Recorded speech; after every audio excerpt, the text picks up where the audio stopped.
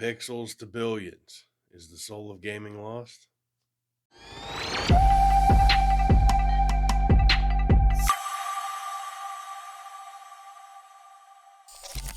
Hey everyone, and welcome back to the channel. For those of us who remember blowing into cartridges in the agonizing dial-up speeds of the 56K modems, the world of gaming has changed dramatically, hasn't it?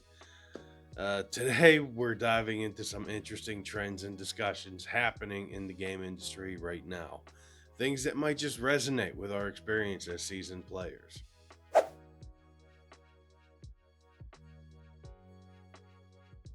So let's start by talking about a true legend in the industry, Masahiro Sakurai. He is the creator of the Super Smash Bros. Series. Recently, Sakurai shared some thoughts on the direction of the Japanese game development after receiving a prestigious award. In an interview, he was asked about how Japanese developers should respond to the increasing popularity of games from other regions, such as China's Genshin Impact and Black Myth Wukong. Both games that I've enjoyed. I have played both of them. Genshin Impact, not so much anymore. It's just a repetitive thing for me. Now, Sakurai's perspective might surprise you. He believes that Japanese creators should focus on making the unique kinds of games that Japanese people themselves enjoy.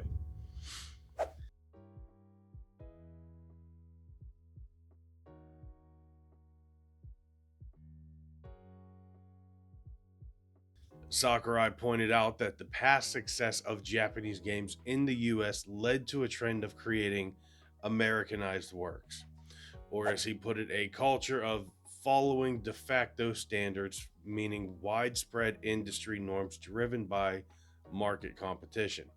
However, he argues that there's a fundamental appeal to the uniqueness and fun of Japanese games, suggesting there's no need to consciously change their core identity for Western audiences.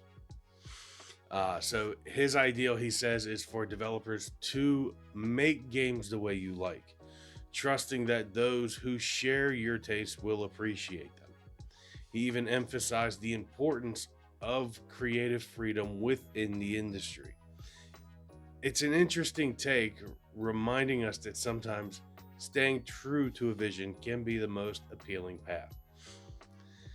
And I fully agree with this as someone who loves JRPGs and stuff. There are some franchises that date back all the way back to the 1980s, such as The Legend of Heroes, Final Fantasy, Dragon Quest, and I'm sure there's a couple more, but I'm blanking on those names for right now.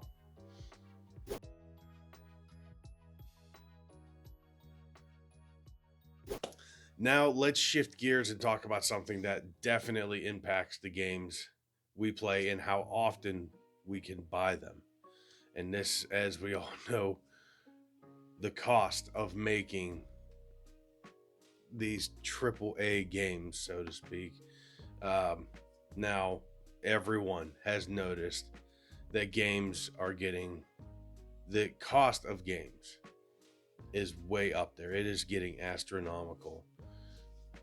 And the numbers are quite staggering for it. So, according to recent reports, a modern AAA game launching around the 2024-2025, what we've seen recently, can typically cost $200 million or more to develop.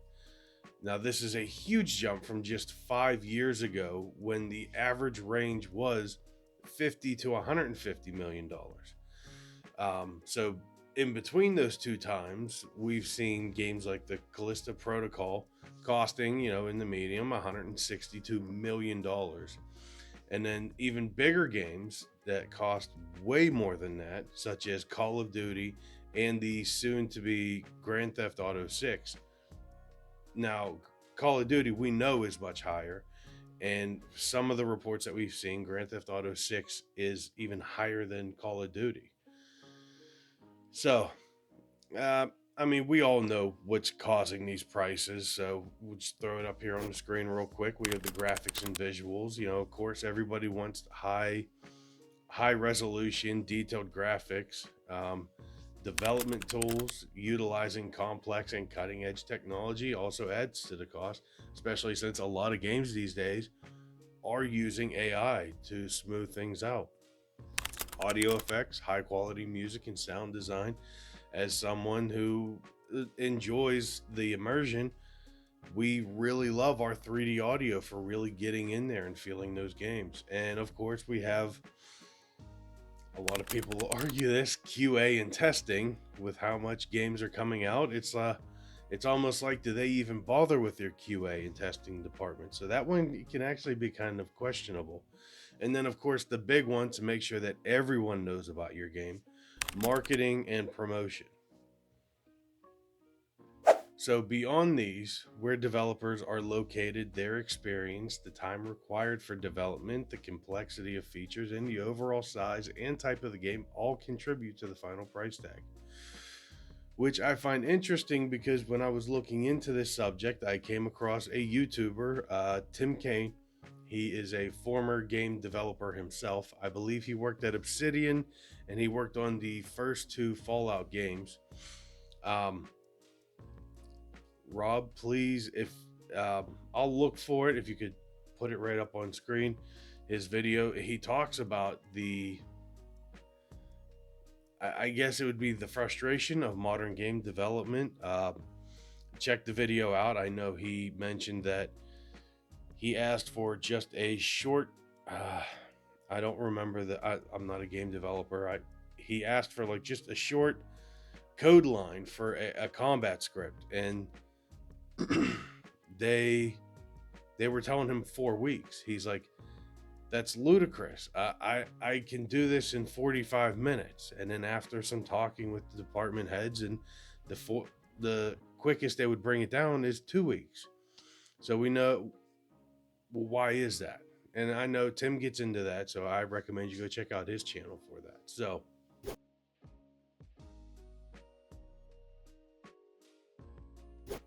back from that little tangent, going on to the, back to the price tags. We know that it's not just the development the development costs that are rising. The average amount for games is also increasing. In the UK, for instance, we see that the average price of the games are going up 6.7% in a year, in a recent year, and digital downloads saw an even bigger jump. And digital is not helping in this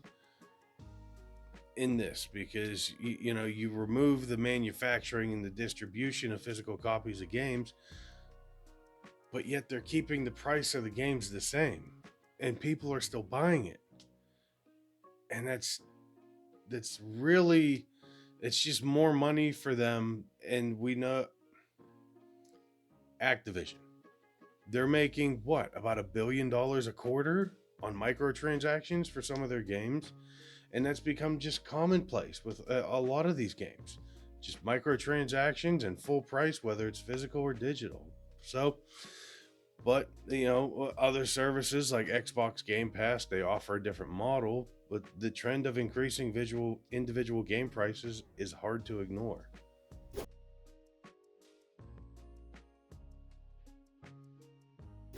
So this brings me to a recent example that highlights the complexities of development and audience reception. The developers and the gamers themselves, they've been butting heads for years.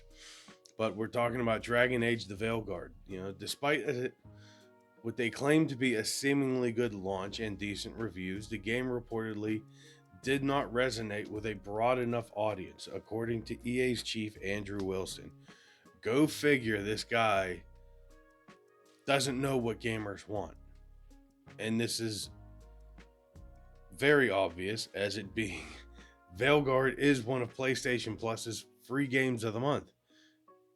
And the game came out, less than 6 months ago? Probably less than 4 months ago. So interesting, Wilson suggested that modern gamers increasingly seek shared world features like multiplayer or live service elements. However, This sparked debate, with some arguing that the core Dragon Age fanbase is primarily looking for a deep single-player RPG experience with a compelling story, meaningful choices, and tactical combat. All of which can point you right back to the very first Dragon Age game. I have it on my shelf. It is hands down one of my favorite games coming out of the PlayStation 3 era. Now, as one commentator pointed out, the success of single-player games like Baldur's Gate 3 and Elden Ring, who both have limited co-op features, demonstrate that there's still a huge appetite for these types of experiences. The key takeaway seems to be the importance of understanding what the core audience of a well-established franchise truly desires. It echoes Sakurai's sentiment in a way. Focus on what your dedicated fans appreciate.